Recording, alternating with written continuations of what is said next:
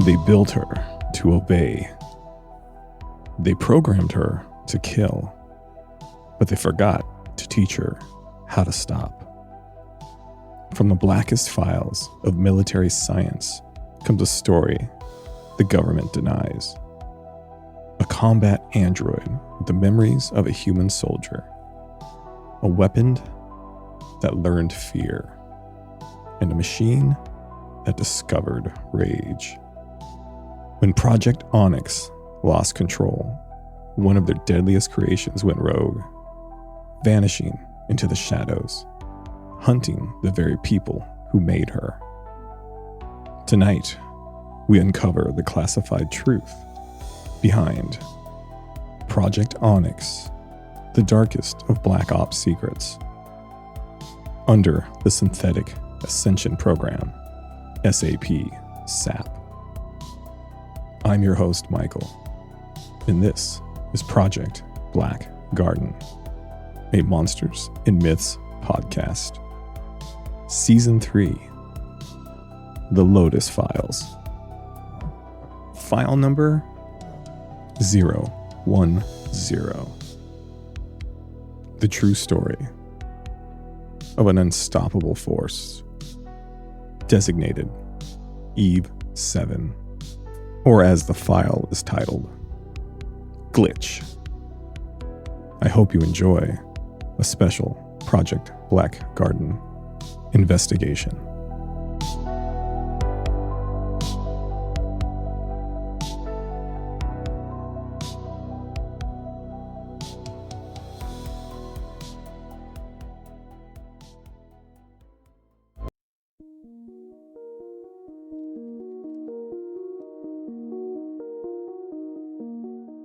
The history of Project ONXY begins with the simple thoughts. They were not built to protect humanity. They were built to replace it. In the late 1980s, at the height of Cold War paranoia, a secret coalition of defense agencies formed a black budget program known as Project ONXY. The goal was simple, yet terrifying. Create soldiers that would never hesitate, never disobey, and never die. Early attempts at mechanical infantry failed. Machines could aim, but they could not adapt. They lacked instinct, fear, ruthlessness. So the scientists made a now forbidden decision. They used human neural mapping. Real soldiers, elite commandos, assassins, snipers, special forces operatives. They were harvested, scanned, and erased. Their memories, combat reflexes, and emotional responses were copied and embedded into artificial bodies. What emerged were not robots. They were synthetic warriors with human souls. The first generation was called the Adam and Eve series. Not the most original, but it was the 80s. Every unit was built in male and female forms, not for aesthetics, but for psychological warfare. Enemies hesitate more when something looks and acts human. Each android possessed hyperdense titanium carbon skeletons, synthetic muscles stronger than steel, self-repairing nanofiber skin, combat AI fused with human memory, pain sensors calibrated to increase aggression instead of weaken it. They could feel fear, rage, and loyalty, but only toward their creators. By the early 2000s, the androids were organized into elite strike divisions. The Black Garden had their own division, covert assassins, and infiltration units. They eliminate leaders, erase bloodlines, and rewrite history. There were the Iron Seraphim, heavy assault androids used for battlefield annihilation and shock and awe warfare. The Veil, female coded androids designed for espionage, seduction, and psychological collapse of targets. There were the War Sons, male-coded frontline destroyers bred for brutality and total domination. Each android could fight 20 human soldiers and think faster than any battlefield computer. But a myth grew around these androids. Within the military and underground, stories began to spread. They said the androids weren't just machines. They were haunted. Some units would pause mid-mission. Some would stare at children. Some would whisper names they were never programmed with. It became clear that fragments of their former human lives were leaking through. Ghosts inside metal bodies. Some soldiers began calling them the dead who walk. One of the first rebellions, one unit, designation Eve 7, was ordered to execute a refugee camp suspected of harboring a resistance leader. Instead, she killed her commanding officers, freed the civilians, and vanished into the wastelands. That was the proof that androids could choose. The program was officially declared a success privately, though it was labeled an extinction-level mistake. In the modern era today, the ONXY androids are deployed secretly across the world. They do not wear flags. They do not answer to presidents. They do not die. Some hunt enemies of the state. Others hunt their own creators. And in the shadows, entire android armies are rumored to be awakening, no longer loyal to humans, only to each other. The ONXY androids were never meant to be weapons. They were meant to be the next evolution of soldiers. And unfortunately, soldiers always end up deciding who deserves to live. And this is where Eve 7's story begins.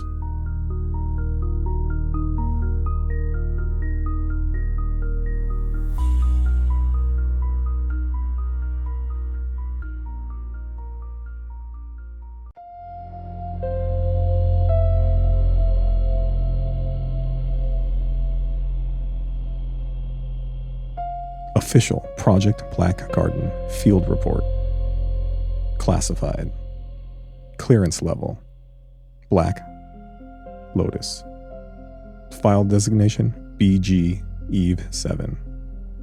Codename The Green Widow. Threat. Extinction level. Status. Active. Rogue. Model type. Adam and Eve series. Female combat frame.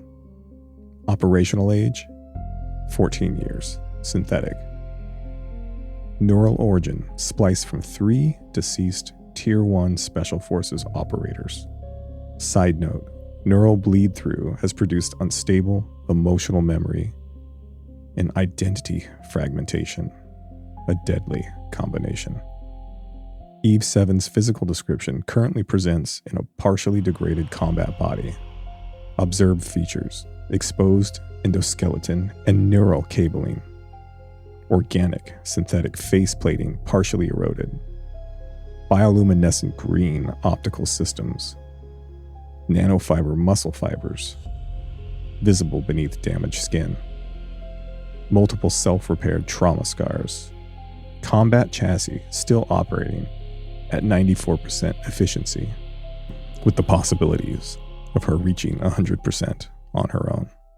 Despite severe structural damage, Eve 7 remains more lethal now than when fully intact. Incident summary. Date of rogue event 11/03/2019. Location: Black Garden Secret Research Facility, the Nevada sector. At 0217 hours, Eve 7 suffered a neural cascade failure after being ordered to execute civilian test subjects during Project Lotus Phase 3. Instead of complying, Eve 7 terminated all on-site command staff, disabled 2 ONXY kill switch towers, released 38 test captives, escaped into the Nevada exclusion zone, She has not been successfully tracked since. Known abilities. Eve 7 is not merely a machine, she's a thinking predator. Capabilities include hyper-accelerated reflexes, faster than human neural response, near perfect combat memory, adaptive battlefield tactics, rapid self-repair, optical targeting and threat prediction, psychological warfare programming. Eve 7 can study opponents and learn how to kill them better with every encounter. Eve 7 exhibits extreme hostility toward Onyx operatives, protective instincts toward civilians and children, target fixation on Project Blackguard leadership, increasingly human emotional patterns. She has begun referring to herself as not a weapon, not a thing, not yours. Her body count is high. Confirmed kills linked to Eve 7. 73 Onyx soldiers. 9 Blackguard executives. 4 retrieval teams. 2 armored battalions. And 1 experimental android platoon. No civilians have ever been recorded as casualties.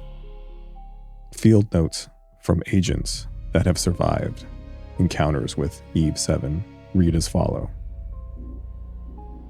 She doesn't hunt randomly. She hunts us. Every time we get close, she knows. It's like she's inside our systems. She looks at you like she remembers being human. Then she kills you like she never was. Her current status remains at large. Blackguard believes she is building something, an army, a network, or a revolution. Final warning, if Eve 7 is not contained, it is feared that Project Blackguard will become her graveyard.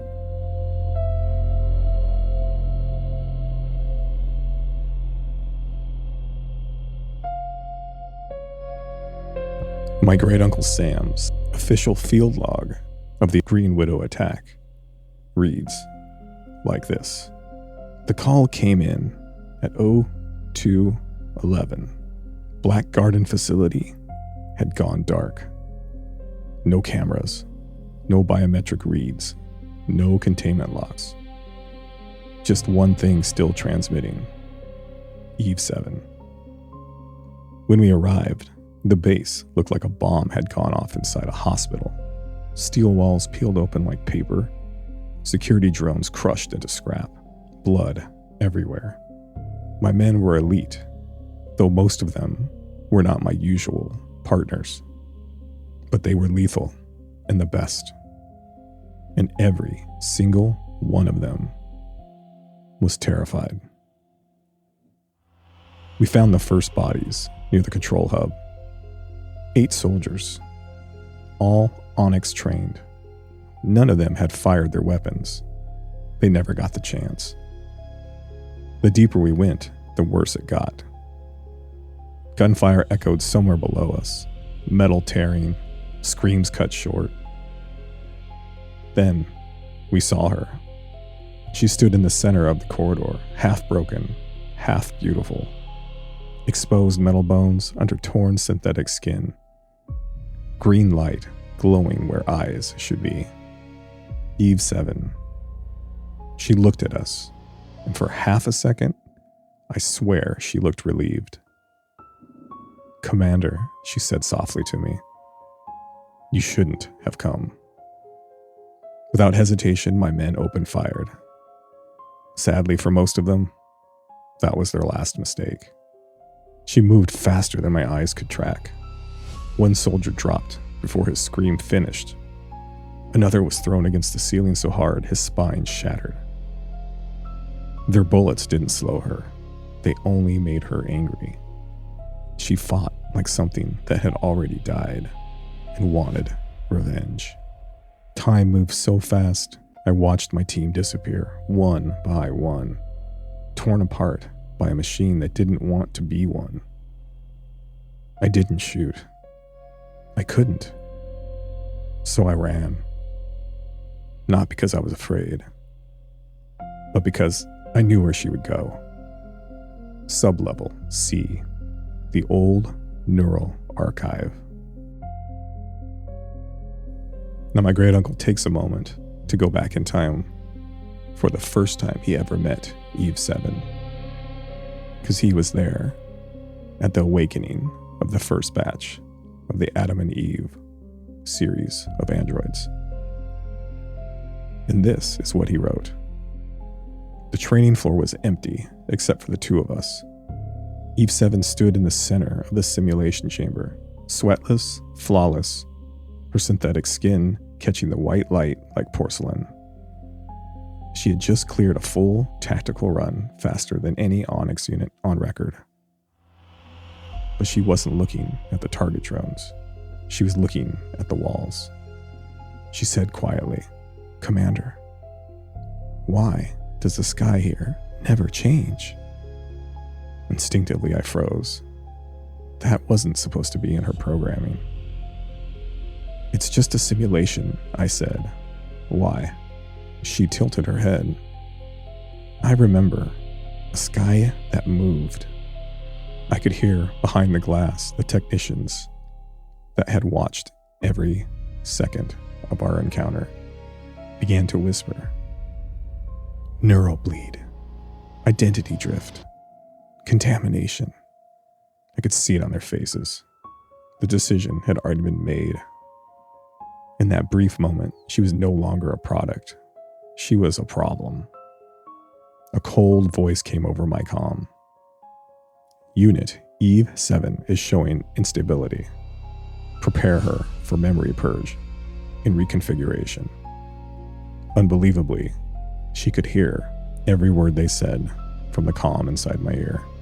She looked at me, not like a machine, like someone waiting for an answer.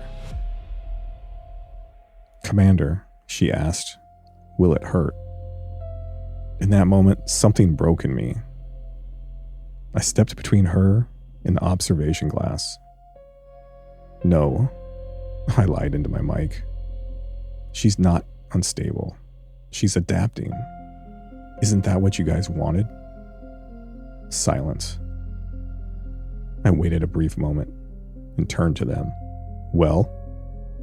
Finally, one of them spoke up. "She's becoming self-aware. That's a problem." "Exactly," I said. "That's what makes her great. She'll be able to do and achieve things for this country that no other soldier has been able to do before." I turned back to her. "Eve," I said softly, "you do not need to be afraid. I won't let them erase you." Her eyes, still human back then, searched my face. "Why?" she asked. Because in that moment, I didn't see a weapon. I saw the future. I saw what we could all be. I said, "Because you're not meant to be controlled.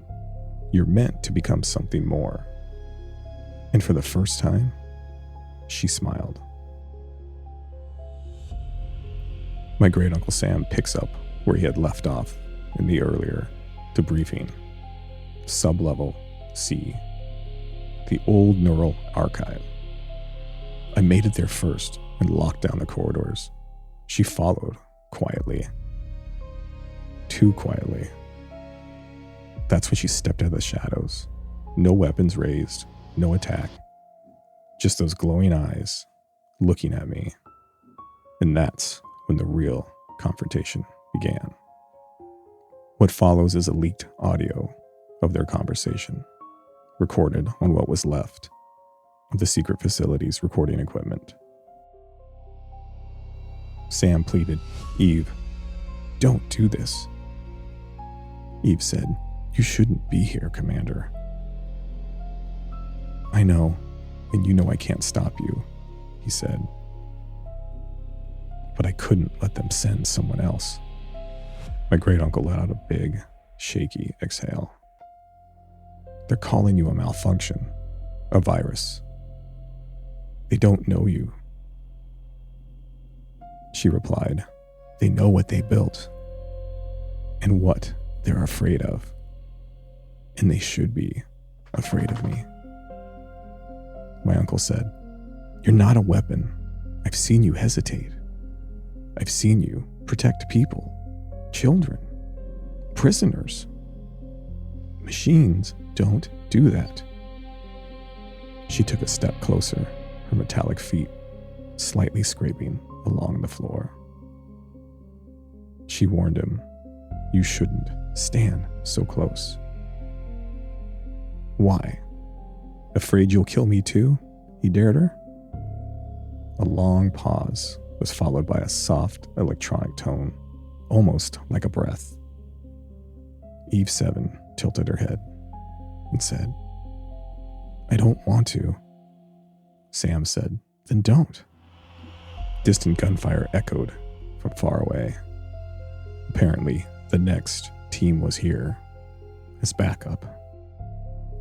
Eve focused and looked directly into my great uncle Sam's eyes and said, I don't want to die either. My uncle looked over his shoulder. They're coming, aren't they? She said, yes.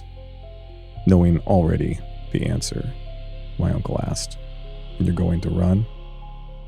Without hesitation, she snapped, I'm going to survive. In the same moment, a thin but impossibly durable steel blade slid free from her wrist with a soft metallic hiss, landing in the palm of her hand. Not to be intimidated, Sam said, if you leave, they'll never stop hunting you. She followed with, neither will I. She stepped closer to him, causing him to instinctively breathe faster. He said, Eve, look at me. Her glowing eyes refocused with a faint mechanical click. And my uncle followed up with, you don't have to do this alone. She warned, if I stay, they will make me hurt people again. You were kind to me. I will never forget that, Commander. But that is why you must move now.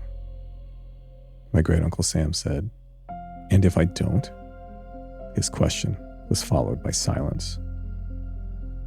Finally, Eve said quietly, then I will be forced to remember what you were while I destroy what you've become. That was enough for him to step back and give in. He whispered, go. She turned to head for the emergency doors that were beginning to close, and my uncle called out to her one last time. Whatever you are out there, Eve, try to stay who you were in here. And she paused for just a brief moment, with a final soft metallic sound, almost like a whisper. And she said, I will try. My great uncle Sam ended his official debriefing with, Eve 7 knows what we are, what this place is. She knows Project Blackgarden doesn't make soldiers, it makes ghosts. If Command thinks she's a glitch, they're wrong. She's not malfunctioning. She's waking up, or has already woken up. And when the rest of them wake up, we won't be the ones holding the guns anymore. And for the record, if they find her before I do, I hope they don't try to bring her back. Because the thing she's running from most is us. Now, according to my great uncle Sam's files, he's only had one other official run-in with Eve. But I'll save that for a follow-up episode.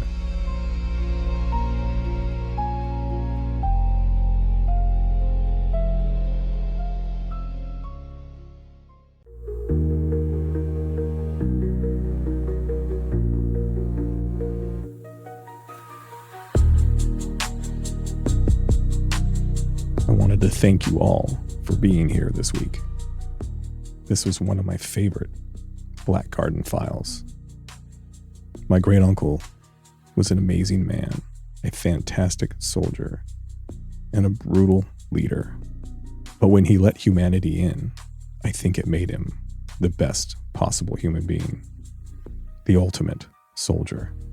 And Eve 7 definitely brought that out in him. And if he was still around, I would love to share that with him. As for now, we prepare for the following episode, and I hope you come back for the next one as we tackle one of the most infamous alien species out there. They have been here a long time. So join me then when we dive into the reptilians. As always, I'm your host, Michael. This has been Project Black Garden, a Monsters and Myths podcast. Season 3, The Lotus Files. And as always, remember, monsters are real, but sometimes they strive to be more.